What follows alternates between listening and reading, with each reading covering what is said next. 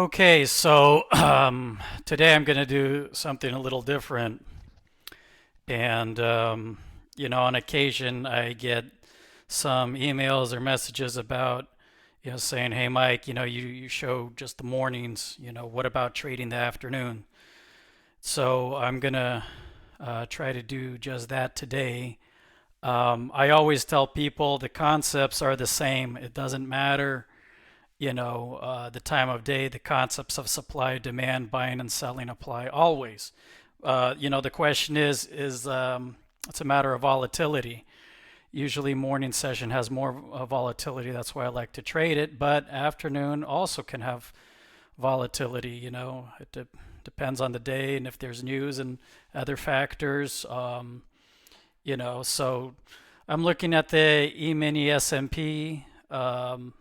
Usually I say this morning, but it's already almost afternoon. It's just a few minutes before 12, and I wanted to do some, you know, pre-market analysis. Well, we're already in the market, but pre-afternoon analysis. And I chose that I'm going to watching the E-mini S&P because I like this pattern that's developing, right?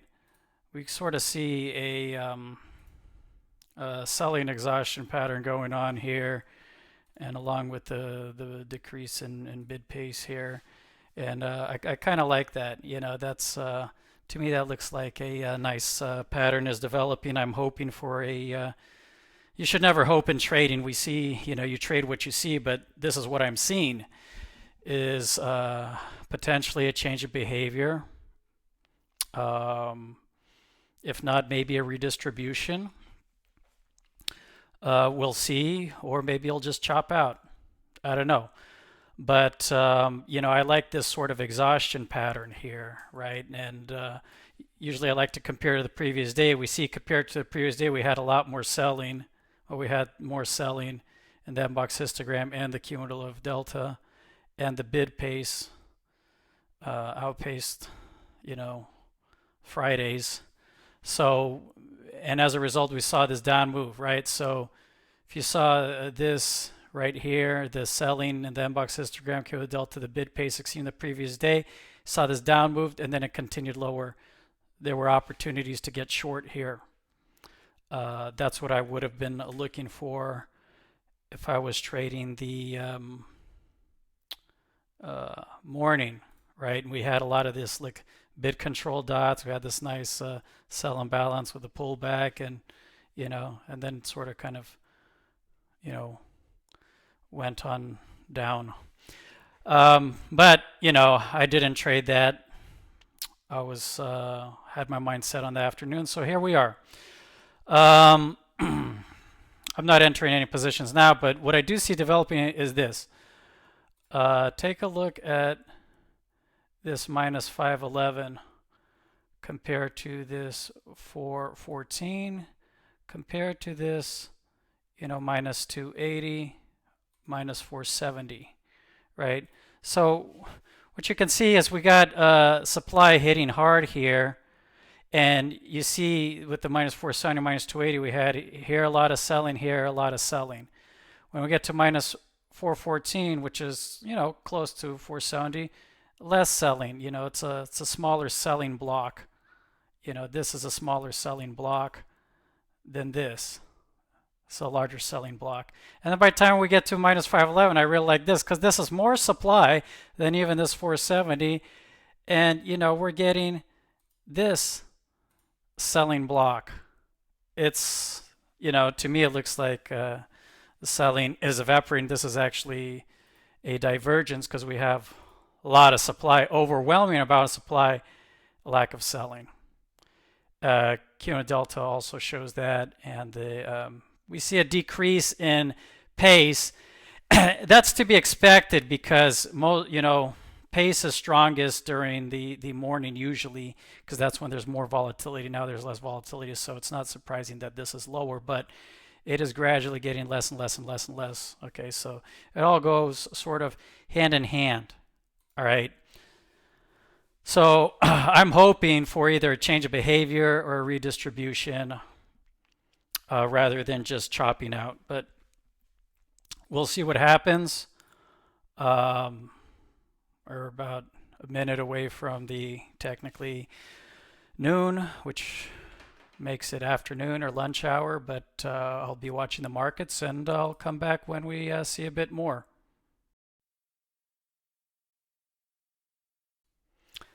All right, so we're back now, and actually, it's not that long after I started recording with my pre-afternoon analysis, and I've gotten into a long position here after I saw this X control offer.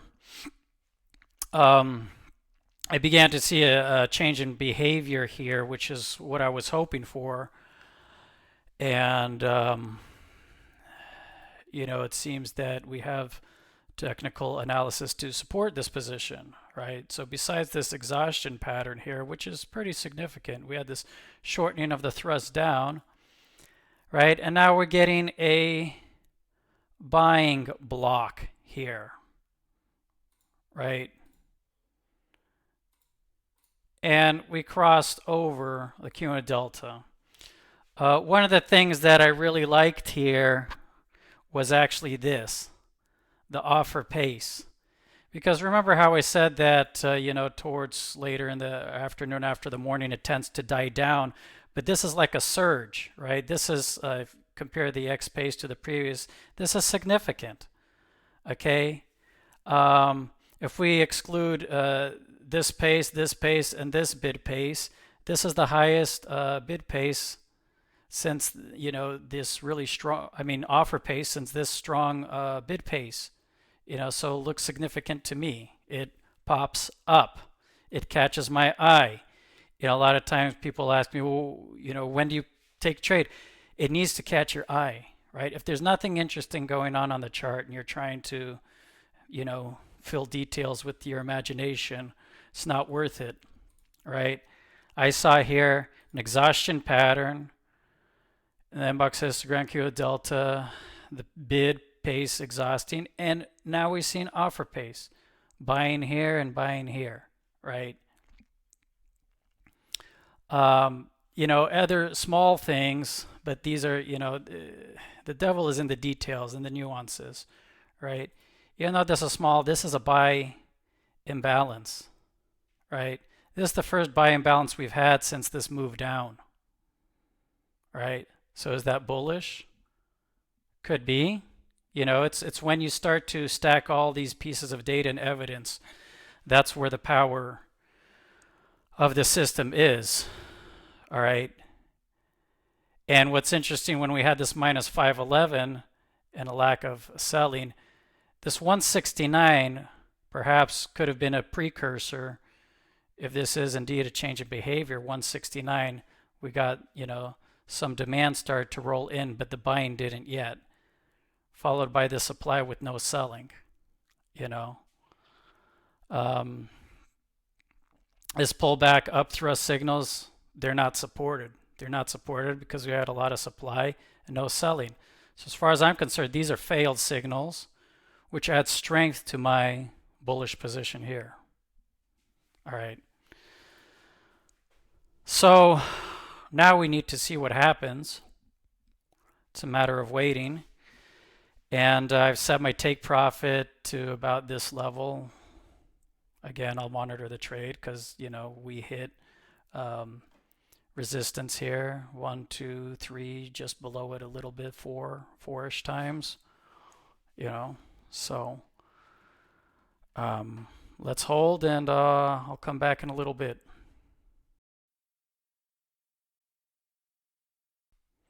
All right, so I'd like to add some commentary here. The profit was not hit. It's trading. This happened to me many times before. It's like, oh, if I just would have placed it just a couple or a few ticks lower, would have hit already. Well, we can't read the future, right? So it almost got there, but it didn't. I'm at this point just gonna ride.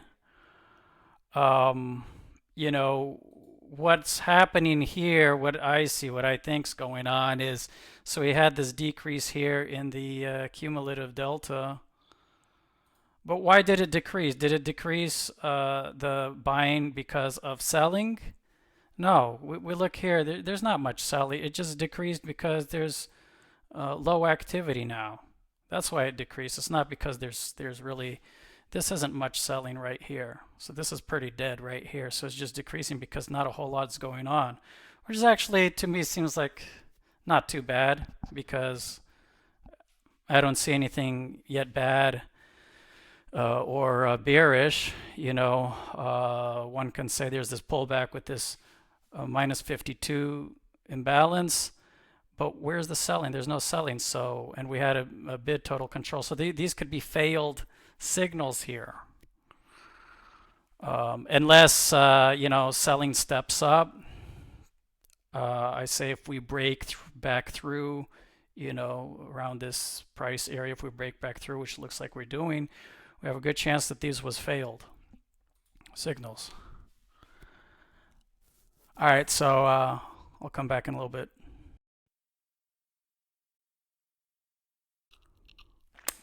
All right, so sort of did a preemptive sort of trade here. I added on another position here. Also raised my stop. This looks like a sort of, I mean, I'm just taking a bet here, whiplash situation. We had, you know, the total bid, sell imbalance, the pullback, you know, no selling materialized. Then, bam, we whip right back up. We have a total control offer. Okay. Now, we didn't see a buying return yet. But that's why I said I took a preemptive trade, because this thing here, right here, wasn't backed by any real selling. And the reason for this decline here is because nothing's really going on here. And then we had this total control offer. So, you know, maybe it's a somewhat of a risk, but I figured, why not? Let's try it. And, you know, we've had some of the things I'm basing this off of is we had this huge amount of demand 740, huge buying blocks. And this is the afternoon session. So comparing to after the open, this is really significant, right? This shows real movement to me. Okay. And if you take all these minus numbers, 78, 40, minus 52, you know, you've got, you know, you can add them all up and, you know, you've got like, you know, over minus 160 or something, and, or 170, and no selling. Anyway, I put my profit here. That's where sort of price broke down on this down move, and I'll give it some time.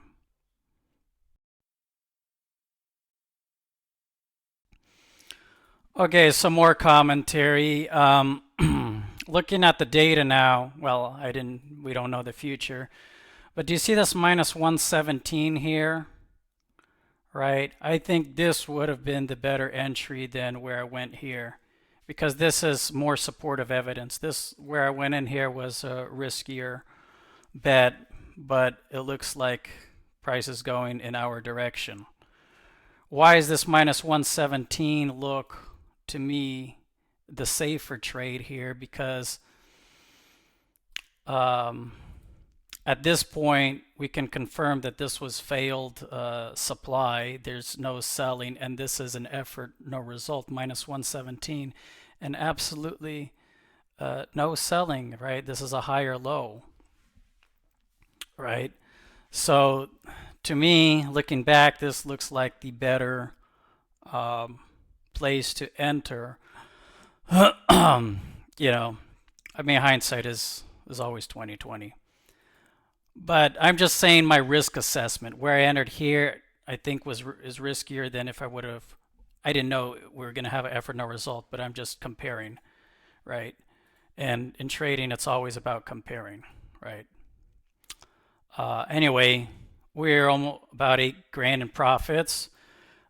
Things are looking good, right? It looks like the buying is coming back, and there's just no selling at all. Just no selling at all. So, it's starting to look really good to me. This whole exhaustion pattern could be paying off now. All right, well, I'm going to put it on pause and let's see if we hit it.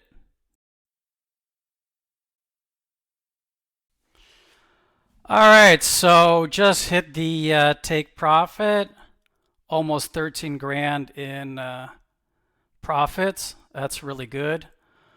Really pleased about that. Now, it took a little longer than I had wanted, and there were some moments here that gave me a little bit of concern, but I saw the analysis was still tilted in the favor of the bulls, so I wrote it out, right? So after this effort, no result, I was hoping we'd just go up and hit the take profit here, but no, it corrected again a couple times, and now we hit it. Couple things that happened was this bid pace here came in, which looked pretty significant, right? It was a cause of concern. It never formulated into a total bid control. That's the beauty of the X control algorithm, of reading the pace and trying to figure it out. It never made a lower low, right? And yeah, we got a little bit of selling. By the time we hit this minus 100, selling evaporated again. All right.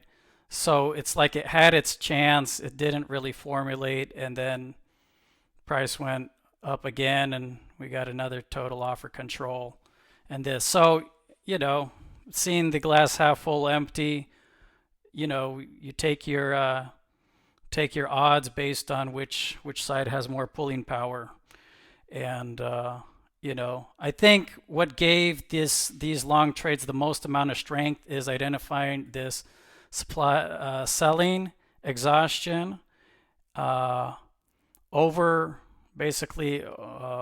oversupply here, too much supply, and selling exhausted, and then we came back up.